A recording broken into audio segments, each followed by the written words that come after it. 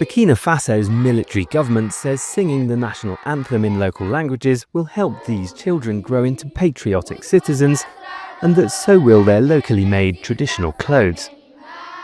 It says it's introduced 13 local languages in schools.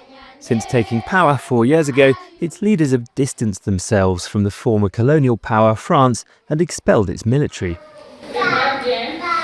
All the classes were taught in French in the school that we were allowed to visit. La révolution a ouvert 700. It was the Minister for Primary School Education who gave us permission. Aujourd'hui, comment on fait pour que l'école... This change in schools is about allowing our children to relearn our national history, to be educated in civic values, and to have a sense of patriotism. It's when you are not patriotic that you can betray your country. So what would be the point of opening schools when all the people who are there will destroy and spoil this country? Destroying the armed groups, which have attacked schools in most parts of the country, is something the military government says is its priority. It says it's recapturing territory. Since Captain Ibrahim Traore led the coup and took power in 2022, conflict observers say the armed groups have grown stronger and reached further than ever before.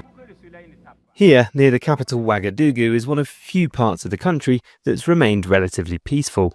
The government says by growing crops in schools it can feed the children and reduce dependency on food aid. And it says by teaching the children patriotism, it will prevent future generations from picking up arms and fighting the government. Burkina Faso has been ruled by leaders who took power by force for most of its history since independence from France in 1960. Traore says his government draws on the philosophy of the iconic Pan-Africanist Thomas Sankara, who took power in a coup in 1983 and was killed 4 years later in another. Learning the history at his memorial is encouraged. Questioning or criticising Traore's government is not. Journalists and rights activists have reported death threats, arrests, disappearances and military conscription.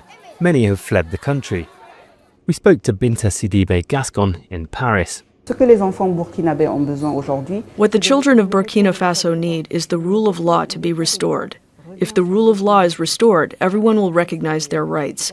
They don't need to be subjected to propaganda, insisting they sing the national anthem in the local language or that they wear traditional dress. No, the reason people turn against the state is because of injustice and impunity. The government says its critics are enemies of Burkina Faso's development, along with the armed groups and France.